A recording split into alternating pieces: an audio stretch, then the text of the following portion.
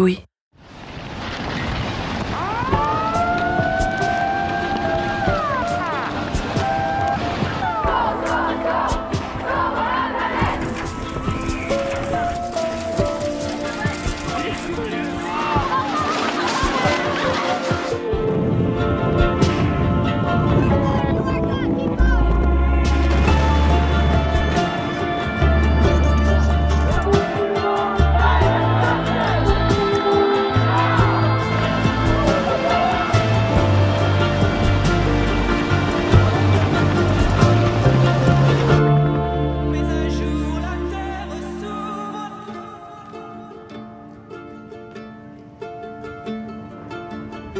Alors à l'entrée se trouvent deux gros cailloux avec deux barres en fer, deux grosses barres en fer. Et en fait, ces deux barres en fer... On est vendredi après-midi, en août 2021, et je viens d'arriver sur l'aire d'accueil des gens du voyage d'Hélène-Ronchin, au sud-est de l'île. C'est un terrain bétonné, divisé en emplacements sur lesquels sont garées des caravanes et parfois construits de petits chalets. Alors à droite, c'est la cimenterie et à gauche, c'est la concasserie. Je viens y rencontrer des femmes qui sont en première ligne face à un environnement dégradé par la pollution. Devant, c'est le champ de pesticides avec des lignes à haute tension. Et sur l'autre côté, il y a la route. Et après, on a les trains à côté de la concasserie. Du coup, on est bien entouré. C'est Pruna qui m'accueille et qui me fait visiter. Du coup, voilà, on a eu beaucoup de problèmes. J'ai sorti mon micro, ultra sensible, prête à enregistrer les moindres nuances de la voix de mon interlocutrice. Et là, je sens que je vais galérer. Est-ce que vous pouvez reprendre votre phrase? Magnifique camion, complètement perturbé. Alors là, on entend très bien le bruit du camion derrière nous. Alors nous, on a ça tous les jours, du lundi au vendredi. Et c'est constamment. Alors ces bruits, il y a aussi les bruits d'usine. Tous les jours. Du coup, on entend ça vers 4h du matin, voire 5h.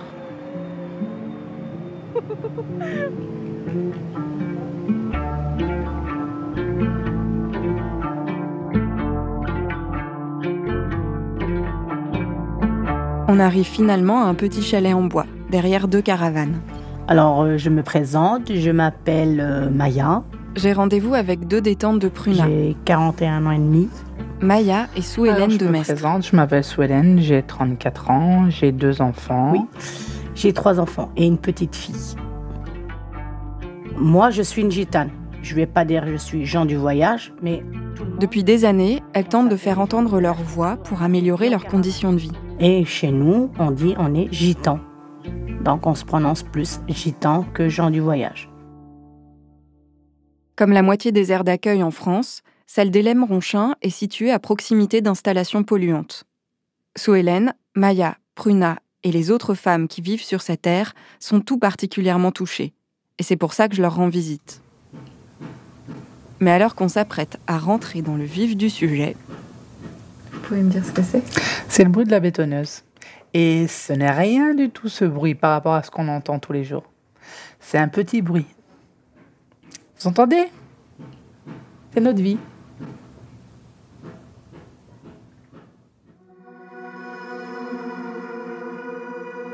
En plus de faire beaucoup de bruit et de couper constamment la parole de Sue-Hélène et Maya, la cimenterie et la concasserie génèrent énormément de poussière. Mais pas n'importe quelle poussière. C'est un mélange de poussière de ciment et de gravat qui recouvre tout sur son passage. Être tout le temps avec le chiffon et ramasser tout le temps de la poussière, vous venez de faire votre ménage, vous passez avec un chiffon 10 minutes après, vous ramassez. Vous trouvez ça normal? Je pense que toutes femmes qui écouteront ça diront que c'est pas normal. Donc, ils disent toujours que je suis toquée parce que je suis une maniaque. Mais non, moi, j'aime pas. Je suis pas toquée. J'aime bien que ça reste net, mais c'est un problème ici, ça reste jamais net. Alors, je suis tout le temps avec un chiffon. C'est vrai que le petit salon cuisine dans lequel me reçoit Sue-Hélène est impeccable. Il n'y a pas 1 gramme de poussière sur la table sur laquelle je pose mon café et mon enregistreur. C'est-à-dire avec la bétonneuse, le ciment qui tombe et tout, ça a été directement les problèmes de peau. Alors tout le monde a commencé à avoir des gros boutons, des croûtes qui se formaient. On a été voir les médecins et tout, ils nous ont dit que c'était la gale. On a compris que c'était la gale du ciment. Cette maladie de peau n'a rien à voir avec la gale causée par un acarien. Comme son nom l'indique, elle est provoquée par une exposition au ciment.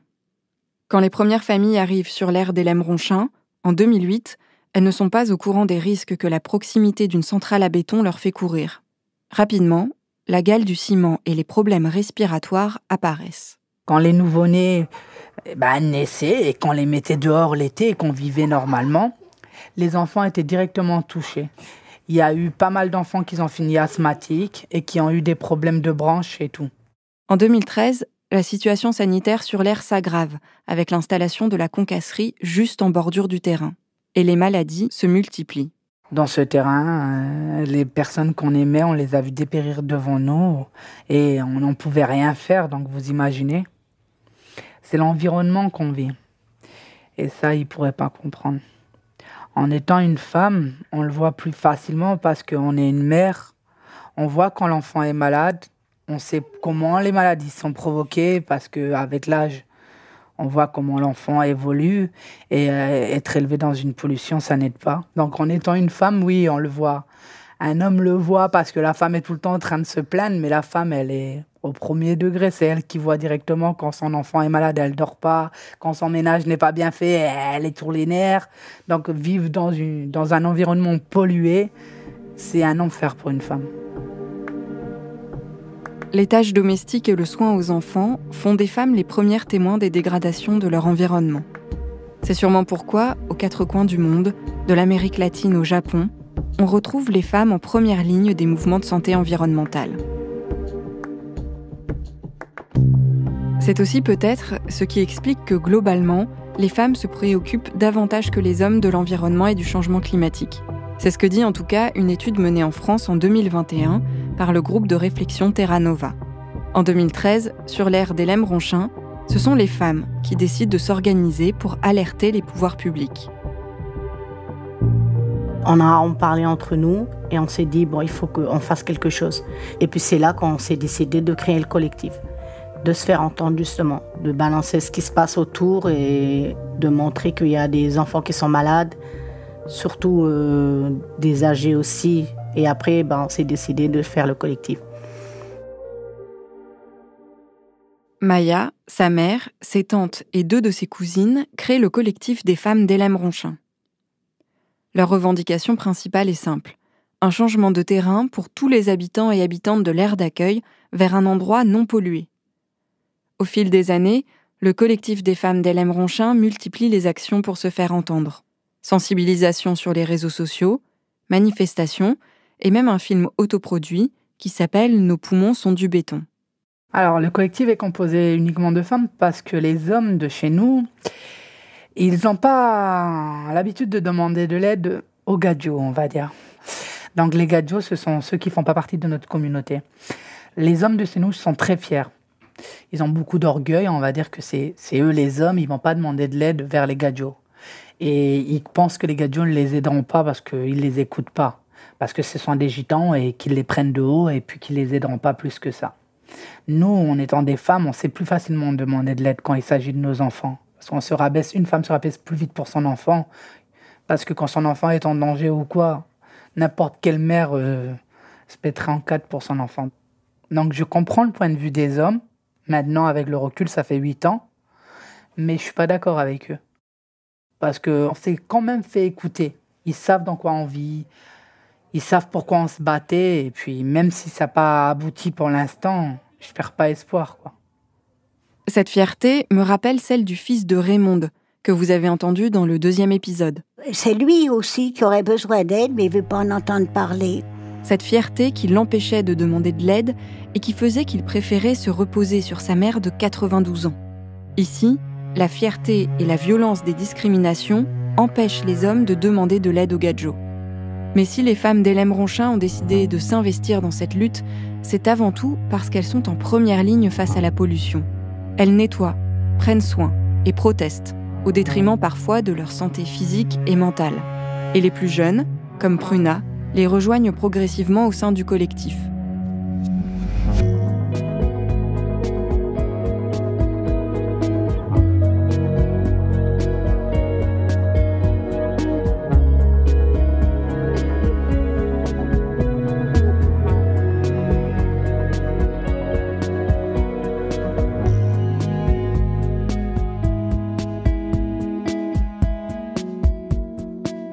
Après 8 ans de lutte, les femmes d'Helem-Ronchin vivent toujours sur le même terrain.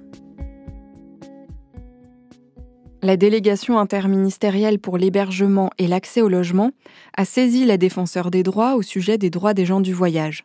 Dans ce rapport, publié en octobre 2021, la défenseure des droits note que leur parole, la parole des gens du voyage, est insuffisamment prise en compte, alors même qu'ils sont les premiers concernés.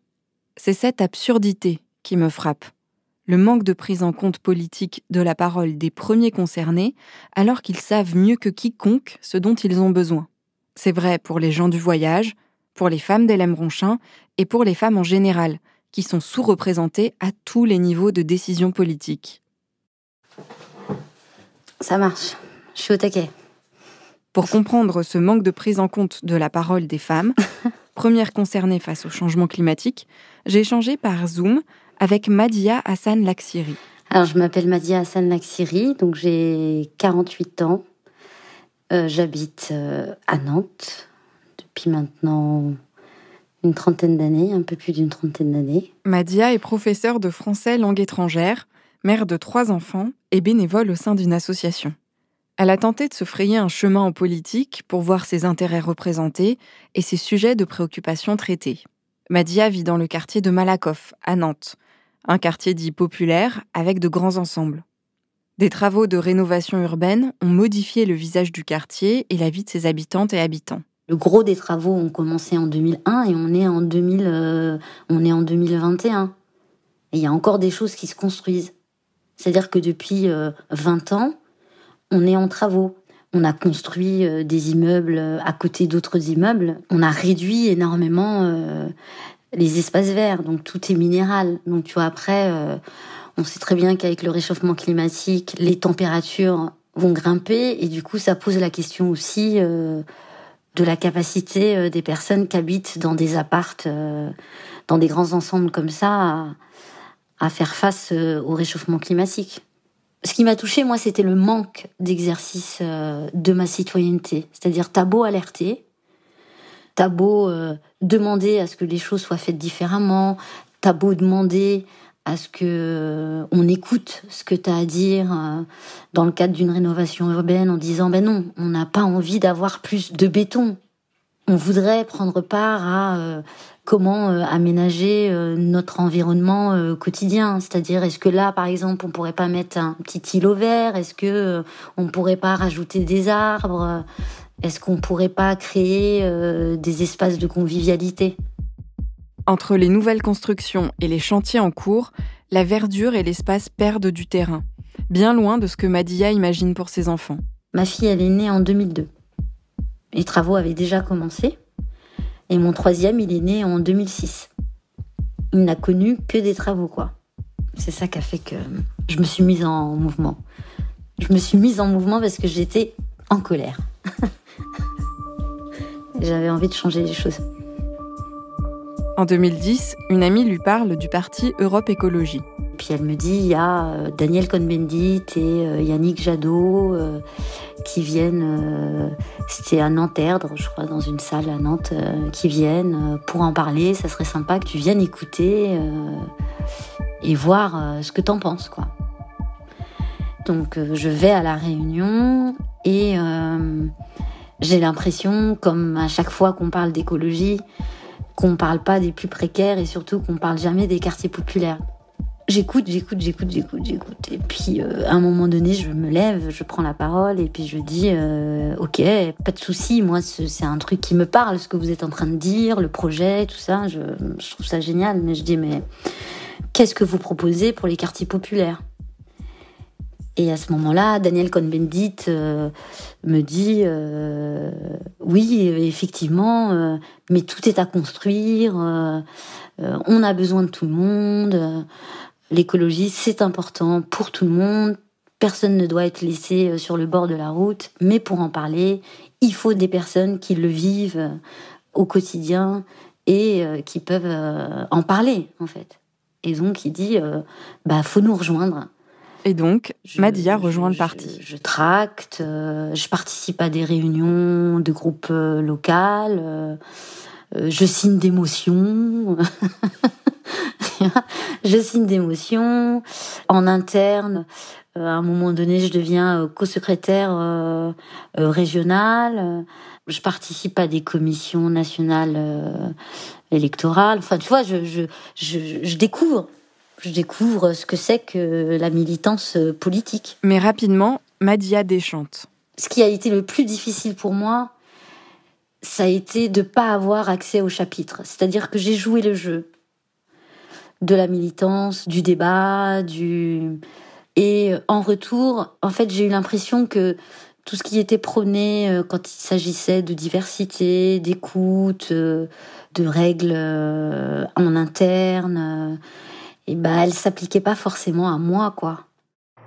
Parce qu'elle est une femme noire, habitante d'un quartier populaire, Madia se heurte à un enchevêtrement de violence et de discrimination. Tu vois, comme si, en fait, ta seule compétence, c'était le fait d'être issu de la diversité, quoi. T'as des gens qui vont être hyper méfiants avec toi.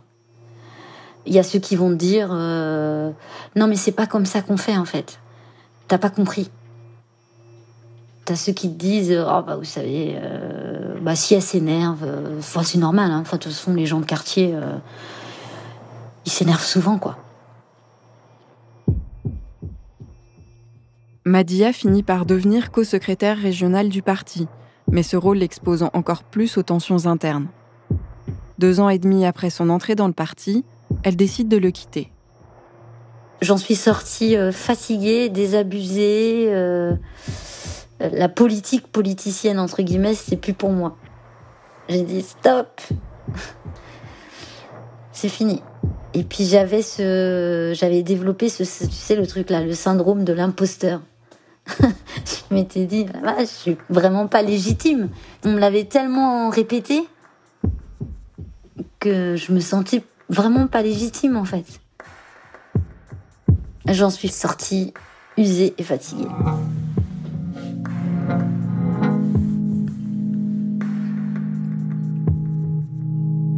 Madia rebondit dans le secteur associatif. Elle crée IDEL, un collectif de femmes qui compte aujourd'hui à son actif de très belles réussites. Des jardins partagés au pied des immeubles, des composteurs et aussi un festival annuel autour du jardin. Mais Madia ne veut plus entendre parler d'un engagement politique au sens traditionnel du terme.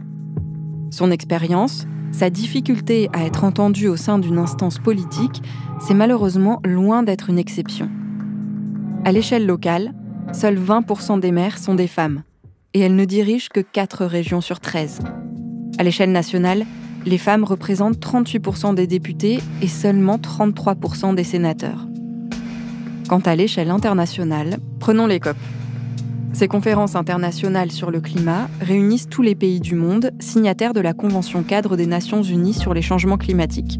C'est le plus haut niveau mondial de décision en matière de climat. Bienvenue à tous, ils sont tous venus, aucun n'a manqué à l'appel, jamais une conférence sur le climat n'avait réuni autant de grands dirigeants du monde. C'est la photo de famille de cette COP21 hors norme. Tellement de chefs de délégation que sur la photo tout entière, on peine à les distinguer. François Hollande, Barack Obama, le chinois Xi Jinping, le roi du Maroc Mohamed VI, Manuel Valls, la Merkel, Mariano Rajoy, Massoumé Evo Morales et la brésilienne Dilma Rousseff. Les bons sentiments, les déclarations d'intention ne suffiront pas. Nous sommes au bord d'un point de rupture. On est donc au sommet de l'échelle, à un échelon crucial, puisque le réchauffement climatique est un phénomène mondial et que l'action de tous les pays est requise sur ce sujet. Comme les femmes sont les premières touchées par le réchauffement climatique, elles devraient avoir une place de choix au sein de ces COP. En 2019, à la COP25, seul un chef de délégation sur 5 était une femme. Quant au pourcentage de femmes dans les délégations, il était de 37%. Dans la préparation de la COP de Paris, j'ai présidé beaucoup de réunions, évidemment, et toujours au niveau, justement, des ambassadeurs ou des chefs de délégation. Et j'ai un souvenir très précis. Je commence à parler et un de mes collègues, qui est un ami charmant d'ailleurs, parle en même temps que moi. Cette personne interrompue en réunion est Laurence Tubiana. Économiste, chercheuse reconnue, diplomate aguerrie, spécialiste incontournable des questions de climat. Bref, une pointure. Il continue à parler, mais pendant une bonne minute et demie ou 2 minutes. Et j'étais totalement stupéfaite au tel point que quelqu'un d'autre est intervenu pour lui dire qu'il fallait quand même me laisser parler. Le fait qu'on lui coupe la parole peut sembler purement anecdotique. Mais c'est extraordinairement habituel. À l'époque de cette anecdote, quand Laurence Tubiana se fait couper la parole, elle est ambassadrice chargée des négociations sur le changement climatique pour la COP21, la COP qui s'est tenue à Paris en 2015. Mais apparemment, il ne suffit pas d'être au cœur du pouvoir pour avoir la parole. Et le fait d'être particulièrement qualifié n'y change rien. Pendant des sessions plénières sur le changement climatique qui ont eu lieu à l'ONU au printemps 2021, 49% des membres des délégations étaient des femmes. On est quasiment à parité. Mais les hommes ont représenté 60% des interventions et ont mobilisé les 3/4 du temps de parole de ces sessions. Mais je me souviens, lorsque la France a posé sa candidature pour être la récipiendaire, donc accueillir la COP de 2015, mes collègues masculins m'ont téléphoné en disant « Mais enfin, qu'est-ce que c'est ? De quel droit ?» Bon, déjà, la France a demandé. Bon, alors j'ai dit « Écoute, j'y peux pas grand-chose, c'est le gouvernement qui a décidé. » Et puis, immédiatement, lorsqu'ils ont su que j'allais m'en occuper principalement, j'allais être donc le représentant spécial, on commençait à me donner énormément de conseils. Du genre, et tu devrais prendre d'autres ambassadeurs, quand même, toute seule, tu vas pas y arriver. Comme Madia, à un échelon local, Laurence Tubiana, à l'échelon international, est victime de préjugés, ici des préjugés sexistes. Encore plus amusant, d'une certaine façon, ironiquement, pendant tout le déroulement de la COP, au moment les plus chauds, il y avait quand même l'idée, est-ce qu'elle va y arriver quand même ? Si bien que les commentaires qui ont été faits après ont été dit, alors vraiment, c'est vraiment extraordinaire comme résultat et on n'aurait jamais pensé que tu aurais pu y arriver. Donc il y avait quelque chose du genre, quand même, elle ne peut pas y arriver. Et les conseils, y compris internes dans l'administration française, mais surtout de mes collègues qui me connaissaient donc depuis de beaucoup de nombre d'années, pensaient que tout de même, il fallait des hommes à côté pour que ça puisse marcher. Donc, c'est tout à fait permanent comme sentiment et comme au fond, c'est la pratique. Hein. Donc, se faire reconnaître. Alors là, maintenant, évidemment, c'est fait après la COP 21, mais enfin bon, on ne peut pas faire des COP 21 tous les jours. Donc, ça veut dire que le niveau de preuve est très, très, très élevé. Très élevé, c'est un euphémisme, puisque les négociations menées par Laurence Tubiana ont quand même donné naissance à l'accord de Paris. Accord historique qui contraint les pays signataires à réduire leurs émissions de gaz à effet de serre pour limiter le réchauffement de la planète à moins de 2 degrés.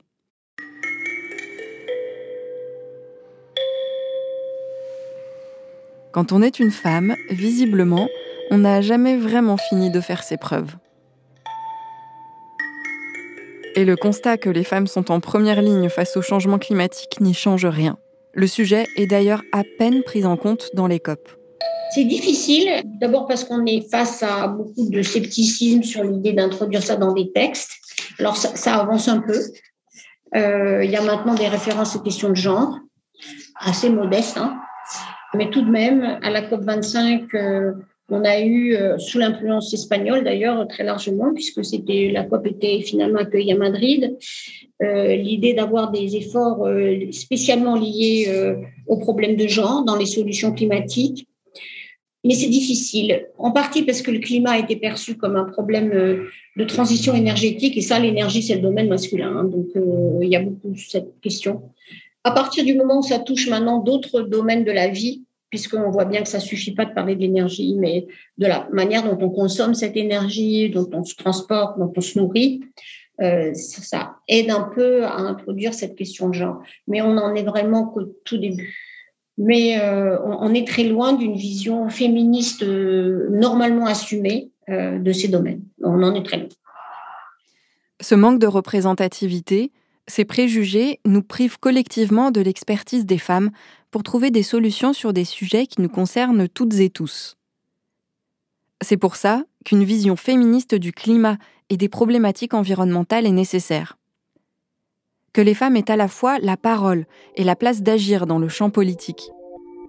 C'est une question de justice, mais c'est aussi une question d'efficacité des politiques qu'on met en place pour lutter contre le changement climatique.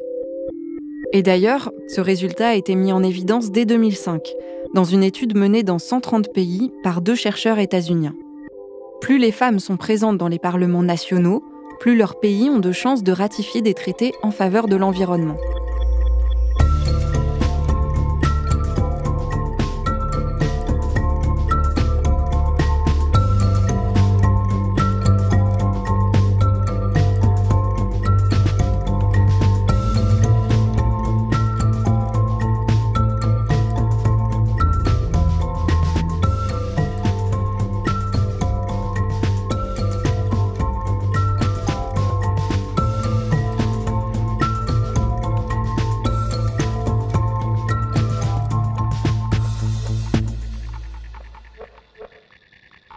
Lever les obstacles à la plus grande participation politique des femmes, c'est tout l'objectif du programme français Investi, un programme d'entraînement à la politique.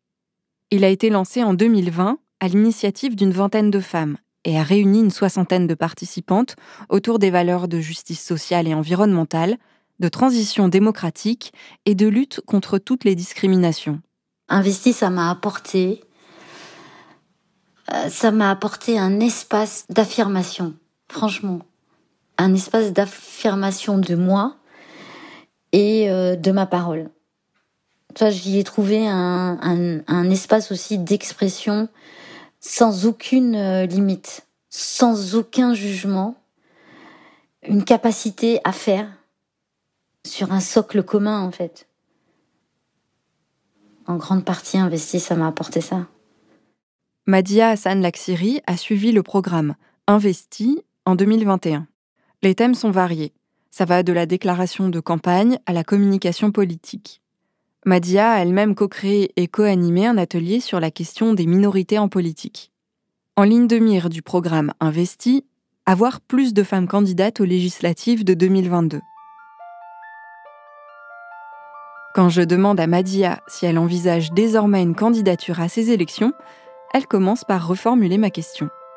Est-ce que je peux participer à la construction d'un monde où les inégalités s'effaceraient totalement et où on développerait notre sensibilité aux autres? J'ai dit oui, carrément.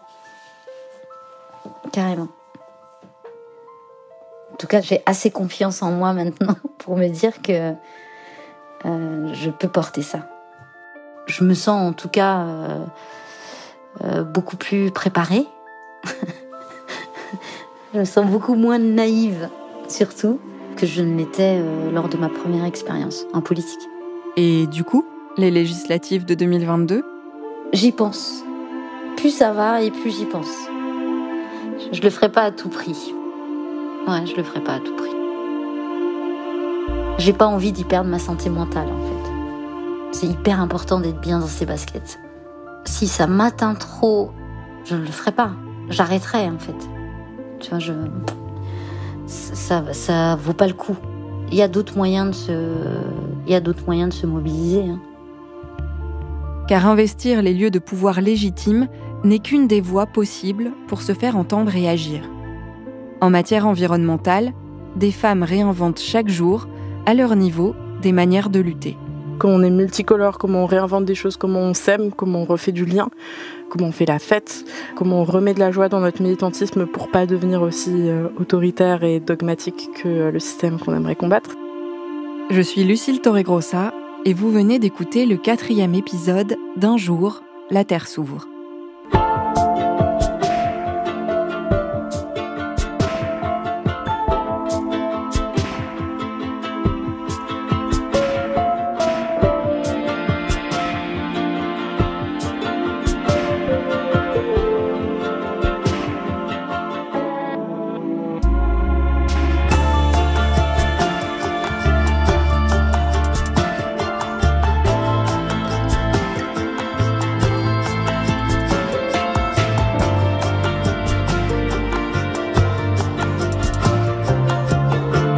Un jour, la Terre s'ouvre est une production Louis Média.